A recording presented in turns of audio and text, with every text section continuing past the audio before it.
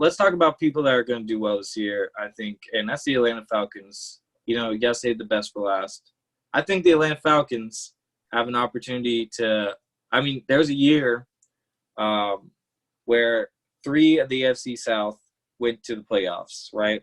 I think we can see that year happen again and potentially, very thin chance, but potentially see all 4 teams make it to the playoffs because of the caliber that's in this division. I think I love Matt Ryan this year. He made my top 10. I love Todd Gurley this year. If he can stay healthy, he can have an amazing year, just like Devonta Freeman had in his years as a Falcon. Julio Jones is a unbelievable talent, and Calvin Ridley coming into his own. And now with the tight end Hayden Hurst coming over from Baltimore, I think overall Matt Ryan has some great weapons the Falcons can really rely on and probably make their way to, like I said, the playoffs. It's just such a diverse division and competitive division that I would love to see something continue to produce. But let's break down Matt Ryan, and we'll have this wrapped up in a flash for everybody listening. Matt Ryan, I think, has a chance of being, if you want to check out our last podcast of Top 10, I sang the praises for Matt Ryan.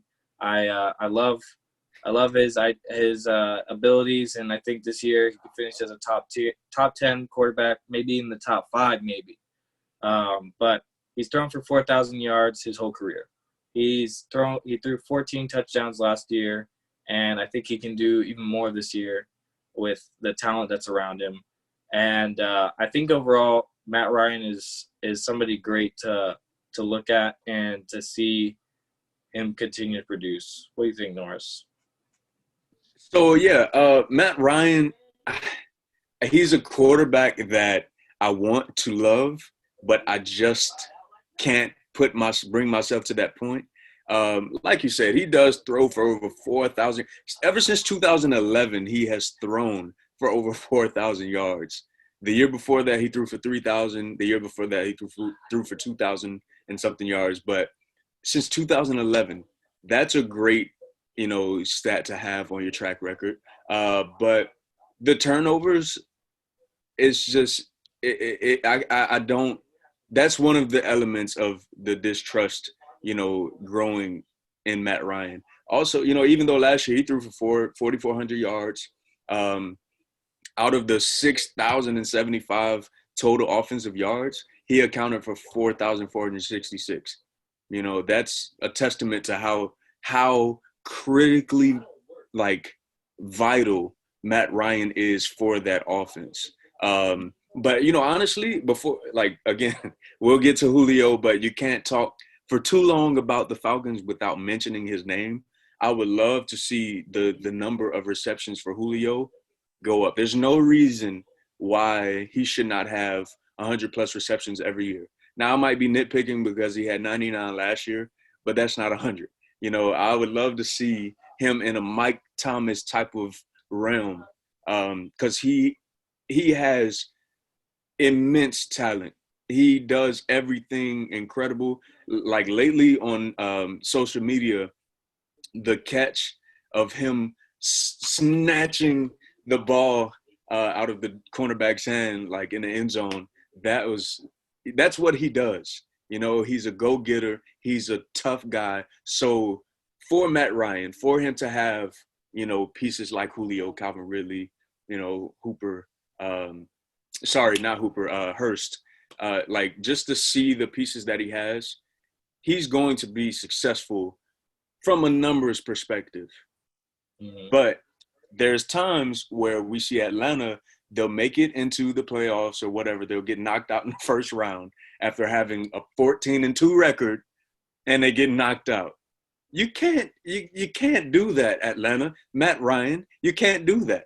It just completely, voids what was done in the last 17 games. So, stuff like that, that's what the Falcons do. They, even though they finished second with a 7-9 record, I think they'll finish with a 9-7 type of record next year. I do like the addition of Todd Gurley, but again, his knee concerns me.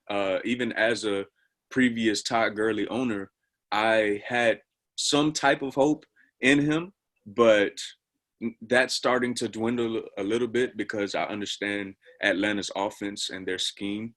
So because they're not, I wouldn't compare them to, the Rams' offensive situation because Atlanta is more of a, like impact type of runner, or the game style is conducive to the impact style runners. And we see that even with Devontae Freeman having the year that he did. So, yeah. Yeah, let's talk about Todd Gurley a little bit. I, as also a previous owner of Todd Gurley, I liked him. I do have high hopes for him this year. I think he's an incredible talent. I've always been attached to Todd Gurley and his skill. But, the injury does concern me. The fact that in this craziness of times right now, the team doesn't even know his health position. I mean, the offensive coordinator, Dirk Cutter, came out and said the biggest question around Todd Gurley is his health. So it really makes you think, like, man, even the team doesn't know, like, and it's also, like, a lot of it does have to do with everything that's going on in the world right now. So, of course, they want to keep social distancing and everything that's going on with that up to speed. But yeah, like, Todd Gurley is a great talent. I mean, he's never finished with that, like, outside the top 15 of running backs, which is fantastic. I mean, he's always great when it comes to rushing if he can get the volume. So, I mean, if they can give him like 250 touches, I think he can have a great year. Maybe probably finish with like 1,500 yards scrimmage. He finished it after I've done my running back rankings. He finishes just outside the top 10 for me. So I think that's if he's healthy. And I always try and stat for health concerns and risks. So I did stat him for 15 games rather than 16. So we'll definitely see what happens. But yeah, I think Todd Gurley, like I said, if he's healthy, he can produce big numbers. Yeah, for sure. And, even last year with his health situation, he still scored 12, touchdowns, and he had a 3.8 average on rushing yards. But of course, that number went down. I think we'll see that number go back up to where it belongs, around that 4.5 range. He had 31 receptions, 223 attempts. So, the workload isn't, if he does indeed end up with in the situation where they give him the ball 250 times, I don't think it should be a huge concern. But it's just one of those things that you just write in your notes to be ready to trade Todd Gurley, because even though his playing hasn't, I guess, caused much of a concern, his name still holds weight. He's only 1 year separated from scoring 17 touchdowns and averaging 4.8 yards per carry. So again, that's only 1 year of separation. So he's not a guy that, we should be too concerned about. But I honestly, when he went to Atlanta and got traded, I don't even think he's taken his physical yet. Like Jason mentioned, he hasn't gotten cleared for anything. So I traded him in the offseason just because I knew that, well, now I'm definitely grateful because I have Dalvin Cook. So I'm not too concerned with that. Plus I have Mark Ingram, who's a good kind of a safe option right now. Still trying to figure it out, working through my emotions on that. But yeah, Todd Gurley, he's a good running back. I don't know if he'll finish top 10 in the year of 2020 in a running back position, but he's still a solid player to have on your team. For sure. Solid player.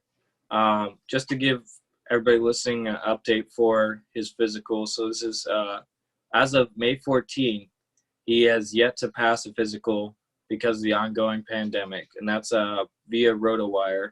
So the thing is with that is if he doesn't pass a physical, his contract with them is null and void. So definitely be on the lookout for that. Keep updated. Look online. Try and find just whatever you can get your news. We'll try and keep you updated if you want to follow us on Instagram at The Flash Fantasy. We breaking all the news that we could find and putting on there for you. But yeah, Todd Gurley, I think that's like excellent what you said about him. Let's talk about the wide receiving core and Julio Jones and Calvin Ridley being the 1 and the 2 punch.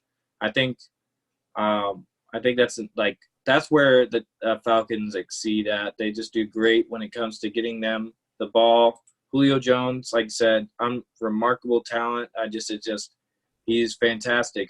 Last year, he had a couple games, and that's the thing about Julio Jones. He always has these couple of games where you're a little worried, but then by the end of the year, you're so glad that you have him on your team. He finished 3rd overall in wide receiver ranks, and I think he could continue to produce. And personally, I think this is a year where we see Calvin Ridley break out. Last year, he ended the year a little bit early with an injury, which a lot of analysts and professionals have said that they're confident in him coming back this year. It was an abdomen injury, so I think will come back stronger than ever and with a little chip on his shoulder. That's just a little narrow the street for you guys, but I think his targets and his receptions have continued to go up as he continues to grow with Matt Ryan. And it's interesting because both him and Julio Jones are from Alabama. And I think we see Bama boys come in and tear it up.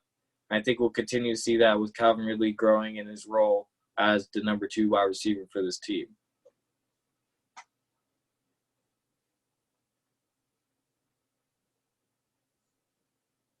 Okay, you cut out for a second. Okay.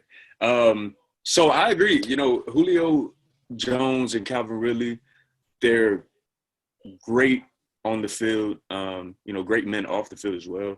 And both, like you mentioned, both from Crimson Tide, so they know how to work.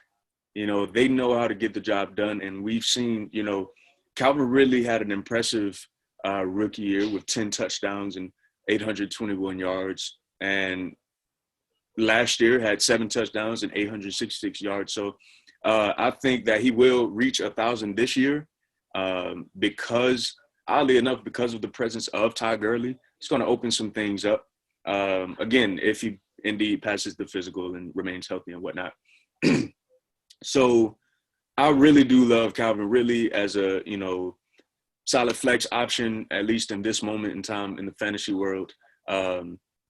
And Julio Jones, again, like I mentioned earlier, I think he should be one of those guys that is in the realm of Michael Thomas, having 120 catches and whatnot. Maybe I'm having too high of expectations, but, to give you the numbers from 2014.